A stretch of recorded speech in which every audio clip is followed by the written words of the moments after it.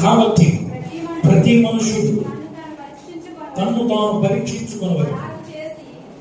అలాగూ చేసి ఆ రొట్టెను తిని ఆ పాత్రలోనిది త్రాగవాలని. ఏం చేయాలంట? ఏం చేయాలి? ఏం చేసుకోవాలి? ఎవరికి వారు గుర్తుపెట్టుకోవాలి. నేను ఒక ఆత్మీయుడను, ఒక ఆత్మీయురాలను, నేను ఒక దేవుని బిడ్డను, దేవుడు నన్ను ఇష్టపడుతున్నాడు, దేవుడు నన్ను కోరుకుంటున్నాడు, దేవుడు తన బిడ్డగా నేను ఉండాలని కోరుకొని ఆయన రాజ్యంలో వారసుగా ఉండాలని ఆయనను ఎంతగానో ప్రేమిస్తున్నాడు. కాబట్టి ఎవరికి వారు అనుకోవాలి? తన్ను తాను. ఎవరికి వారు? చాలా మంది వాక్యాన్ని కొన్ని తెలుగు పదాలు అర్థాలు తన్ను తాను అంటే ఎవరినైనా మనం ఏంటంటే అర్థమవుతుందా? అలా అర్థం చేసుకోకూడదు దేవుడి వాక్యాన్ని. తన్ను తాను అంటే ఎవరికి వారు. తన్ను తాను అంటే కొడతానని అర్థం కాదు. అర్థమవుతుందండి?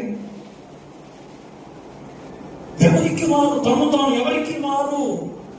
ఈ రోజున బాప్తిసం పొంది రక్షణ పొంది మారు మనస్సులో ఆ జీవితాన్ని కలిగి ఉండి ఒక ఆత్మీయ జీవితాన్ని కలిగి ఉన్న మీరు ఈ ప్రభు వల్లను స్వీకరించేటప్పుడు ఏం చేయాలో తెలుసా?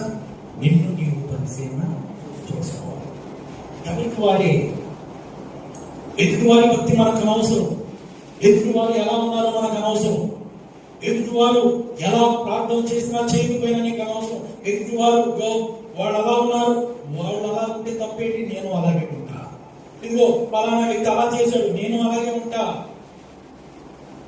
అతను ఎన్నో సంవత్సరాల నుంచి విశ్వాసి అయినప్పటికీ కూడా తప్పులు చేస్తున్నాడు, అయినప్పటికీ కూడా చాలా పనులు చేస్తున్నాడు, నేను అలా ఉంటాను. నేనంటాను, నేను ఎప్పుడు చెప్తాను, బైబిల్లో ఉన్న భక్తులు మనం ఫాలో అవ్వాలి. ఎవరు ఫాలో అవ్వాలండి? ఈ బైబిల్ గ్రంథంలో ఉన్న భక్తులు మనకు చాలా మంది ఉన్నారు. ఇక భూమి మీద ఉన్న భక్తులు శ్రేష్ఠులు, కేవలం వారు నీకు ఇష్టలు అని బైబిల్ వాక్యం సెలవిస్తుంది. ఈ రోజు వాక్యం ఇచ్చిన మనం జాగ్రత్తగా గమనించాల్సిన విషయం ఏంటంటే, దేవుని బల అనేది బహు శ్రేష్టమైనది.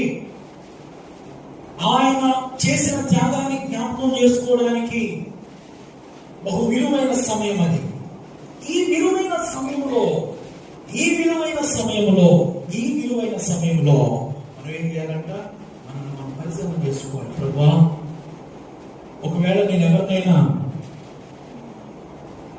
క్షమించలేకపోతే నేను క్షమిస్తాను. చాలా మంది దేవుడు వాక్యం ఏంటారు, ఏం మారాలి? మేము ఏం మారాలంట? హృదయం మారాలి. ఎవరి మీద కోపం, ఎవరి మీద ఈ ఉండకూడదు. దేవుడు హృదయాన్ని చూస్తాడు. వాళ్ళను తీసుకున్నప్పుడు వాళ్ళ మీద కోపంతో, వీళ్ళ మీద కోపంతో తీసుకుంటే ఆ బల్లకు ప్రయోజనం లేని, ఆ ప్రభుత్వ ప్రయోజనం లేదు. నువ్వు తీసుకునే ఆ రొట్టె అనే ఆయన శరీరానికి, నువ్వు తీసుకునే ఆ ద్రాక్షారసం అనే ఆయన రక్తానికి ఏమున్నదంట? ఈ రోజున మనం గమనించాలి, ప్రభు బల్ల తీసుకుంటున్నప్పుడు హృదయం పరిశుద్ధంగా ఉండాలి. అర్థమవుతుందా? ఒకటి ఎవరినైనా క్షమించకపోతే క్షమించాలి. ఎవరి మీదైనా కోపం ఉంటే వాళ్ళని క్షమించాలి. క్షమించేస్తే ఒక అద్భుతమైన విషయం మీకు చెప్తాను. క్షమించేస్తే మన హృదయం అంట చాలా ప్రశాంతంగా ఉంటుంది. బలను తీసుకునేటప్పుడు ఈ జాగ్రత్తలన్నీ మనం పాటించాలి. ఎవరి మీద కక్ష ఉండడానికి వీల్లేదు, ఎవరి మీద కోపం ఉండడానికి వీల్లేదు, ఎవరి మీద పగ ఉండడానికి వీల్లేదు, ఎవరి మీద కూడా ఉండడానికి వీల్లేదు. తమ్ము తాను పరిశీలన చేసుకోవాలి. ఈరోజు నీ మీద ఎవరి మీద కోపం ఉంటే విడిచిపెట్టే దేవుడి సన్నిధిలో, ఎవరినైనా క్షమించకపోతే క్షమించే, ఎవరినైనా ఇంకా ఎవరి మీదైనా నువ్వు ఇంకా ద్వేషం కలిగి ఉంటే విడిచిపెట్టి తన్ను తాను పరిశీలన చేసుకోవాలి. అది చూస్తాడు దేవుడు. సంఘం దేవునిది. ఎవరిదండి సంఘం? సంఘం దేవునిది. ఆయన శరీరం, ఒక్క శరీరం ఆయన సంఘం. సో సంఘంలో ఉన్న మనమందరం కూడా దేవునికి ఇష్టం ఇష్టమైన వారమే, దేవునికి ఇష్టమైన ప్రజలమే. ఆనాడు జరిగిన ఒక సంగతి నేను మీకు గుర్తు చేస్తాను. ప్రభు బలం ఎంత విలువైందో, ప్రభు కోసం ఎంత విలువైనదో నేను మీకు జ్ఞాపకం చేస్తాను. ఒక సంగతి నేను చెప్తాను. అది ఒక చిన్న పల్లెటూరు. అందులో ఒక భక్తి కలిగిన కుటుంబం. ఆ యజమానుడు చిన్న రైస్ మిల్లో ఏం చేస్తున్నాడంటే చిన్నపాటి ఉద్యోగం చేసుకుంటూ ఉన్నాడు. ఆ చిన్నపాటి ఉద్యోగం చేసుకుంటున్నాడు. అయితే దేవుని యందు భక్తులు కలిగిన వాడు. ఆశకాల అతనికి దానియేలు అని పేరు పెట్టారు. దానియేలు అంటే అర్థం బహుప్రియుడు, దేవునికి ఇష్టమైన వాడు. నీవు బహుప్రియుడు అని దానియేలు వరకు సాక్ష్యం ఉంది. ఇతను భక్తి కలిగిన వాడు కాబట్టి చక్కని పేరు పెట్టాడు, దానియేలు అని. దానియేలు అని పేరు పెట్టారు. నిజంగా ఆ పేరుకు తగ్గట్టుగా చూపిస్తున్నాడు ఆయన. చిన్న రైస్ మిల్లో పని చేసుకుంటూ ఉన్నాడు. కుటుంబం అంతా కూడా దేవుడిలో ఎదుగుతుంది. కుటుంబం అంతా అందరూ ప్రార్థన వల్లే. ఆ ఇంట్లోకి వెళితే ఏదో ఒక ప్రశాంతమైన చోటికి వెళ్ళినట్టు ఉంటుంది. అంత భక్తి కలిగిన కుటుంబం. అయితే ఒక రోజున పెను తుఫాను లాంటి సమస్య, సుడిగాలి లాంటి సమస్య ఏంటంటే, అతను ఏ మిల్లులో అయితే పనిచేస్తున్నాడో కొన్ని అనివార్య కారణాల వల్ల ఆ మిల్లు మూసేశారు. తన కుటుంబాన్ని ఆ చిన్నపాటి ఉద్యోగం చేస్తూ, ఆ మిల్లులో ఉద్యోగం చేస్తూ తన కుటుంబాన్ని పోషించుకుంటూ ఆ వచ్చిన ఆ డబ్బులతోనే దేవుని యందు భక్తులుగా జీవిస్తూ ఉన్నాడు. అయితే ఆ యొక్క పెనుగాలి లాంటి సమస్య ఆ యొక్క చేస్తున్న మిల్లును మూసేశారు. కొన్ని కారణాల వల్ల, కొన్ని సమస్యల వల్ల ఇతను భయపడిపోయాడు. నా కుటుంబాన్ని నేను ఎలా పోషించుకోవాలి? అయ్యో, నా జీవన ఆధారం ఏంటి అని భయపడిపోతూ ఉన్నాడు. వేదన చెందుతూ ఉన్నాడు. దేవునికి ప్రార్థన చేస్తూ ఉన్నాడు. అప్పటికే 2 వారాల నుంచి ఇంట్లోనే ఉంటున్నాడంట. 2 వారాల నుంచి ఇంట్లోనే ఉన్నాడు. ఏం చేయాలో తెలియదు. 2 వారాల నుంచి ఏం చేశాడు అతను? ప్రార్థనే చేస్తాడు. అయితే ఆ రోజు ఆదివారం, మొదటి ఆదివారం ప్రభు బలారాధన చెప్పారు భాస్ గారు. అందరూ ప్రభు బలారాధనలో పాల్గొవాలి. ప్రభు బల చాలా విలువైనది, చాలా శ్రేష్టమైనది, బహు విలువైనది. యేసు ప్రభు వారు నీ కొరకు కొట్టబడ్డాడు, నీ కొరకు నలగొట్టబడ్డాడు, నీ కొరకు రక్తం కార్చాడు. అటువంటి గొప్ప దేవుని నువ్వు జ్ఞాపకం చేసుకోవడానికి నువ్వు పాల్గొవాలి అని దైవజనులు చెప్పినప్పుడు, సరే, హృదయం అంతా బాధతో ఉంది, హృదయం అంతా వేదనతో ఉంది. అప్పటికే ఇంట్లో ఉన్న సామాన్లన్నీ, తినడానికి పెట్టుకున్న సామాన్లన్నీ ఆల్మోస్ట్ 1-2 రోజులు అన్నీ కూడా అయిపోతాయి. జరిగిన విషయం ఏంటంటే, అతను ప్రభు బల ఆరాధనకి వచ్చాడు. గుండె నిండా బాధ, హృదయం నిండా వేదన. అతనుకున్న బాధ ఏంటి? తను చేస్తున్న చిన్న ఉద్యోగం పోయింది, తను చేస్తున్న చిన్న పాటి పని పోయింది. ఎంత భక్తి కలిగిన జీవితం అండి! తను చేస్తున్న పనిలో చాలా ఎక్కువ డబ్బు రావట్లేదు, అయినప్పటికీ కూడా భక్తి విడిచిపెట్టలేదు. తనకు వచ్చేది కొంచెమైనా, తనకు వచ్చేది చాలా తక్కువైనా బహుశ్రేష్టమైన ఆత్మీయతను కలిగి ఉన్నాడు, బహుశ్రేష్టమైన ఆత్మీయ జీవితాన్ని కలిగి జీవిస్తున్నాడు. అయితే సుడిగాలి లాంటి సమస్య వచ్చి కొట్టింది. వేదన చెందుతున్నాడు, దుఃఖపడుతున్నాడు. కుటుంబం అంతా ఏడుస్తూ దేవునికి ప్రార్థన చేస్తున్నాడు. ఆ రోజు ప్రభు బలారాధనకు అందరూ హాజరయ్యారు. ప్రభు బలకు హాజరైన తర్వాత ఆ రోజున ఆరాధన క్రమం ఆరాధన అయిన తర్వాత దైవజనుడు చెప్తున్నారు, ఇదిగో నువ్వు ఎన్నో సమస్యలతో, ఎన్నో ఇబ్బందులతో ఈ చిన్న రొట్టె ముక్క అనే ఆయన శరీరాన్ని నువ్వు తీసుకుంటున్నావు, ద్రాక్షారసం అనే రక్తాన్ని నువ్వు పానం చేస్తున్నావు. ఇదిగో అది తీసుకున్న తర్వాత ఒకవేళ నీకున్న సమస్య త్వరగా తీరకపోవచ్చు, నీకున్న సమస్య వెంటనే పోకపోవచ్చు, కానీ ఒకటి జరుగుతుంది. నీ ఆత్మలో ప్రశాంతత నెలకొంటుంది. ప్రభు సన్నిధికి వచ్చి ప్రభు సన్నిధిలో ఆ బలను స్వీకరించినప్పుడు భారభరితమైన నీ హృదయం, వేదనతో నిండిన నీ హృదయం, పరిశుద్ధ హృదయం కలిగి నువ్వు తీసుకుంటున్నప్పుడు నీ హృదయం అంతా కూడా ప్రశాంతతతో నింపబడుతుందని చెప్పినప్పుడు ఆ మాటలు అతని హృదయాన్ని తాకాయి. నిజమే, నేను భారభరితమైన హృదయంతో ఉన్నా, వేదన కలిగిన హృదయంతో ఉన్నానని చెప్పి బలను తీసుకొని ఆ రోజు వాక్యం అయిపోయిన తర్వాత ఇంటికి వెళ్ళిపోయిన తర్వాత అతనికి ఒక ఆలోచన వచ్చింది. సరే, మనం కొంచెం దూరం ఎక్కడికైనా వెళదాం అని అనుకుని ఒక నది ప్రవహిస్తుందంట వాళ్ళ ఊళ్ళో. ఆ నది ప్రవహిస్తున్నప్పుడు అక్కడ కూర్చొని ఆలోచన చేస్తా ఉన్నాడు. ఏమని ఆలోచన చేస్తా ఉన్నాడు? ఆహా, ఎంత చక్కగా ప్రవహిస్తుంది అని అనుకున్నాడు. వెంటనే ఒక ఆలోచన వచ్చింది. ఏంటి ఆలోచన? ఏ కాలమైనప్పటికీ కూడా ఈ నది ఎండిపోదు, ఈ నది అలా ప్రవహిస్తూనే ఉంటుంది. నిజమే, నేను ఈ ప్రదేశంలో కూర్చున్నాను, ఇది ఇలా ప్రవహిస్తూనే ఉంటుంది. రోజులు మారినా, నెలలు మారినా, సంవత్సరాలు మారినా అది మారదు. అప్పుడు ఒక ఆలోచన వచ్చింది. ఇతను ఆత్మీయుడు, ఇతనికి ఆలోచన వచ్చింది. నా జీవితంలో కష్టాలు వచ్చినా, నా జీవితంలో నష్టాలు వచ్చినా, నా హృదయంలో వేదనలు వచ్చినా ఇవన్నీ మారతాయి తప్ప నా మీద ఉన్న దేవుని ప్రేమ ఏనాడు మారదు.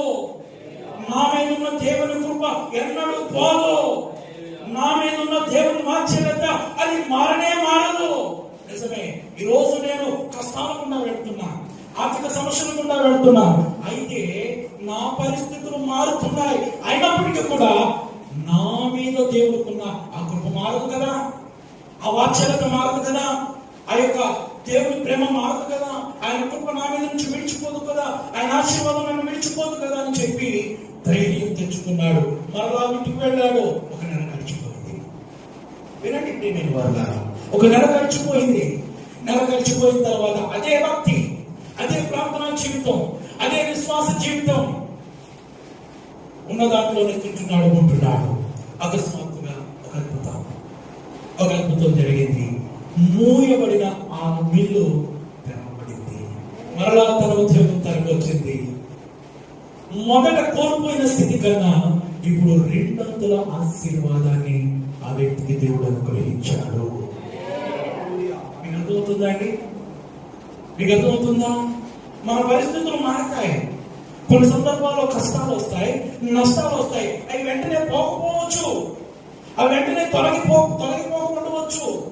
వచ్చిన శ్రమ అంతా వెంటనే పోదు, కొంచెం టైం పట్టవచ్చు ఆ శ్రమకు. ఒకవేళ మనము ఏమాత్రం కూడా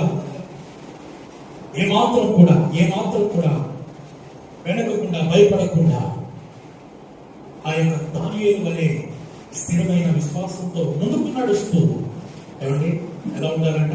ఒక ఆత్మీయులంగా జీవించాలి. అంత విలువైనది వల్ల ప్రభు కోసం అంటే అంత శ్రేష్టమైనది. ఈ రొట్టెన శరీరం, ద్రాక్షారసమైన ఆయన రక్తము నీవు పానం చేసినప్పుడు నీలో ఒక ప్రశాంతత నెలకొంటుంది. ఎప్పుడో తెలుసా? నీవు పరిశుద్ధమైన హృదయంతో తీసుకున్నావు. తను తాను పరీక్ష చేసుకోవాలి. ఆ వాక్యం మనం చదువుదామా? చూడండి, కొరింథీ 11:22. తను తాను ప్రతి మనుష్యుడు తను తాను పరీక్షించుకోవలను. అలాగు చేసి ఆ రొట్టెను తిని ఆ పాత్రలో నుంచి త్రాగవలను. ఏం చేయాలంట? అలాగు చేసి.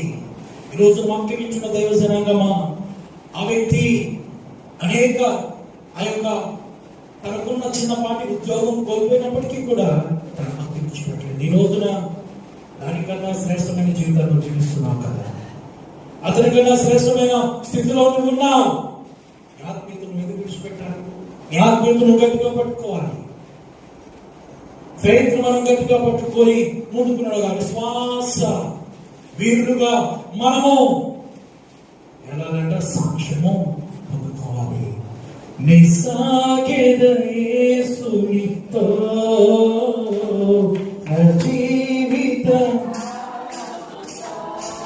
అందరం కలిసి పాడదాం. నిసాగెద నా జీవితం యేసుతో నడిచేదా, యేసుతో నడిచేదా, యేసుతో నడిచేదా, యేసుతో నడిచేదా, పరమును చేరగానే వెళ్ళేదా, పరమును చేరగానే వెళ్ళేదా, అనుభవాలు సాగేదా, నిసాగేదా యేసుని నా జీవిత కాలమంతా. నిసాగేదా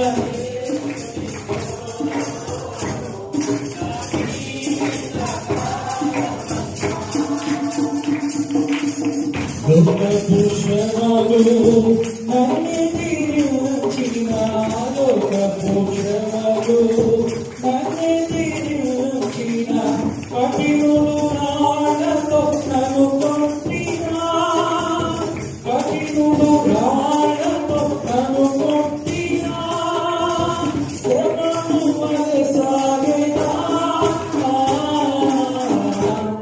నిసాగేదా.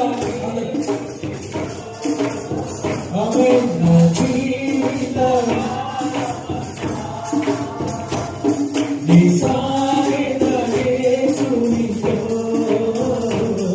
నా జీవితం యేసుతో నడిచేదా, యేసుతో నడిచేదా, యేసుతో యేసుతో నడిచేదా, పరమును చేరగానే వెళ్ళేదా, పరమును చేరగానే అనుభవాలు సాగేదా, నిసాగేదా నా జీవితం. ఆమేన్. నిసాగేదా నా జీవిత కాలమంతా. హల్లెలూయా. ఎప్పటివరకు సాగాలి? ఎప్పటివరకు సాగాలి? జీవితం అంతా కూడా ఆయనతో సాగాలి. హానోకి కుటుంబం ఉంది, హానోకి బాధ్యతలు ఉన్నాయి. ఏమండి, హానోకి ఏమి బాధ్యతలు లేవడం కాదు, హానోకి ఏం దేశదిమ్మని కాదండి, హానోకు రోడ్ల తిరిగేవాడు కాదు. బాధ్యతలు ఉన్నాయి, కుటుంబం ఉంది. కుటుంబాన్ని చక్కబెట్టుకుంటూ, కుటుంబాన్ని నడిపిస్తూ, కుటుంబాన్ని పాలిస్తూ, భక్తిలో ఎదిగి దేవునితో సహవాసం చేసి దేవుని దగ్గరకు వెళ్ళిన వాడు అంత మంచి ఆత్మీయుడు హానోకు. ఇలాంటి భక్తులను పోలి మనం నడిచే వారుగా ఉందుముగాక. నీ భక్తి జీవితం ఇతరులకు ఆశీర్వాదముగా ఉండునుగాక. నీ భక్తి జీవితం ఇతరులకు మాదిరికరంగా ఉండునుగాక. నీ ప్రార్థన జీవితం ఇతరులకు మాదిరికరంగా ఉండునుగాక. నువ్వు అనేకులను రక్షించి సంఘమునకు నడిపించుదువుగాక. అనేకుల కొరకు ప్రార్థన చేసి అనేకులను దేవుని సన్నిధికి నడిపించే ఒక యోధురాలుగా ఆ దేవుడు నిన్ను తయారు చేయునుగాక. అంత గొప్ప దేవుని మనం కలిగి ఉన్నాం. ప్రభు వల్ల అంత విలువైనది.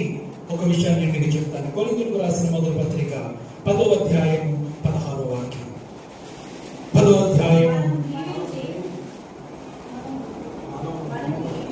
మనం దీవించు ఆశీర్వచపు పాత్రలోని త్రాగుట క్రీస్తు రక్తములో పాలు పుచ్చుకుంటే కదా, మనము విరుచు రొట్టె తినుట క్రీస్తు శరీరములో పాలు పుచ్చుకుంటే కదా.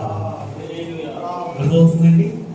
మీకు ఎంత క్లారిటీ వచ్చిందో మనకి ప్రభు వాళ్ళంత విలువైందో.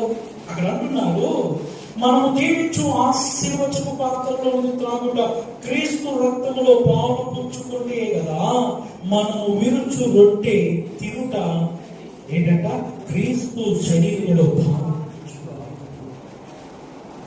నీ కొరకు ఆయన శరీరం విరగొట్టబడింది, నీ కొరకు ఆయన శరీరం నలగొట్టబడింది. అంత పవిత్రమైనది ఇది. ప్రభు భోజనం అంటే చాలా పవిత్రమైనది, ప్రభు బల అంటే చాలా పవిత్రమైనది. చూడండి 17వ వాక్యం, మనమందరము ఆ ఒకటే రొట్టెలో పాలు పుచ్చుకొనుచున్నాము.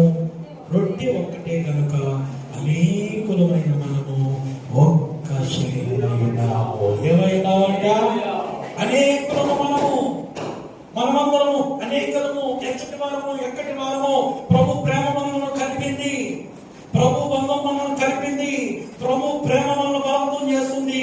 అయినప్పటికీ మనమంతా కూడా ఏంటంట ఒక్కటే, మనమందరము ఒక్క శరీరమై ఉన్నాము, మనమందరము ఒక సంఘమై ఉన్నాము. సంఘము దేవునికి విలువైనది, సంఘము దేవునిది, సంఘమునకు శిరస్సు యేసు క్రీస్తు ప్రభు వారే. ఎవరండి సంఘమునకు శిరస్సు? యేసు క్రీస్తు ప్రభు వారే. ఈ ప్రభు బల్లకము ఏదో సాదాసీదాగా తీసుకునేది కాదు, అంత విలువైనది. అంత విలువైన రక్తంతో నా దేవుడు నిన్ను ఏం చేశాడు అన్నాడు.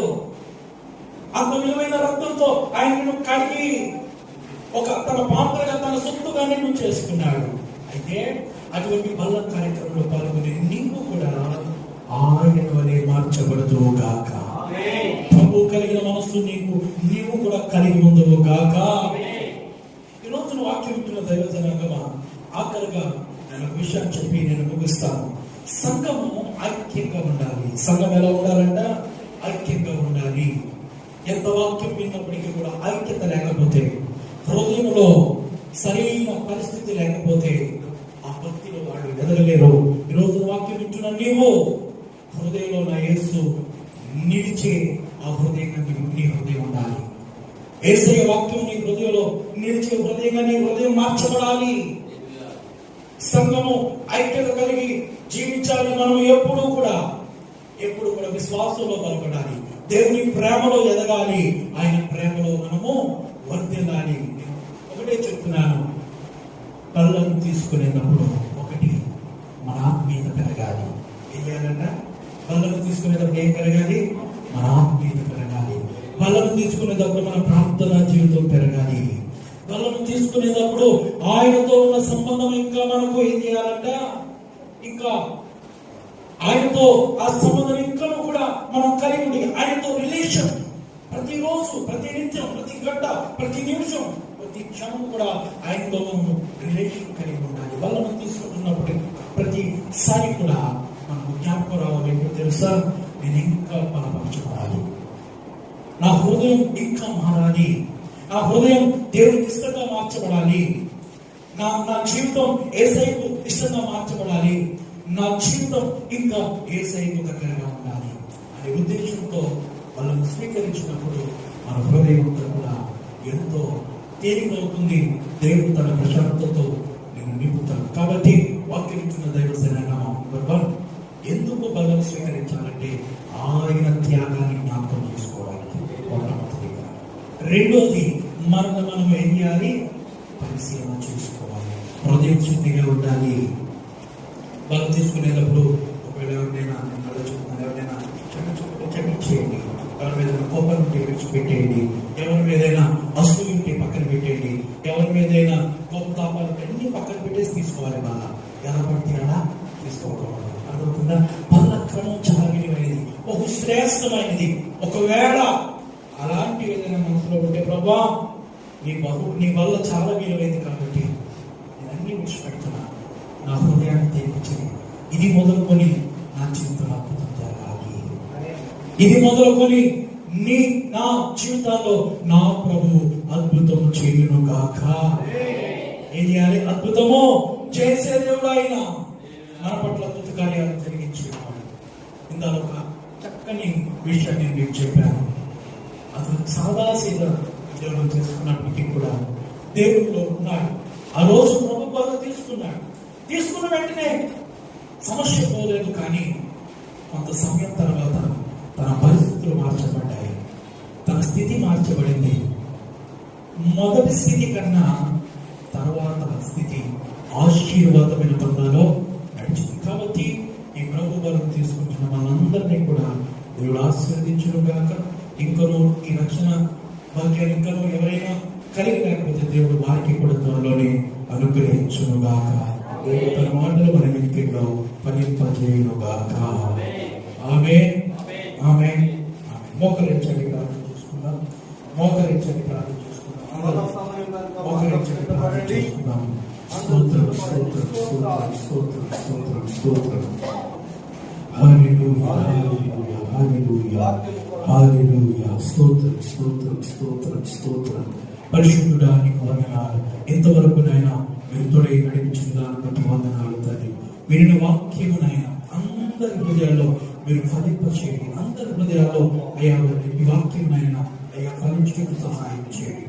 ఇంకొక తండ్రి అయ్యా నీ కొరకు బలమైన బిడ్డలుగా, నీ కొరకు బలమైన యోధులుగా మేము జీవించడానికి సహాయం చేయండి. ఇప్పుడు నీ ప్రభు నాయన మీ యొక్క ఆ యొక్క బలను మేము స్వీకరిస్తుండగా ప్రభా, ఈ యొక్క బలను మేము స్వీకరిస్తుండగా తండ్రి నిండైన ఆశీర్వాదాలతో మమ్మల్ని నింపమని, అందరి హృదయాలు మీరు ఫలింపచేయమని యేసు నామమున పేరిట ప్రార్థించి వేడుకుంటున్నాం తండ్రి. ఆమేన్, ఆమేన్.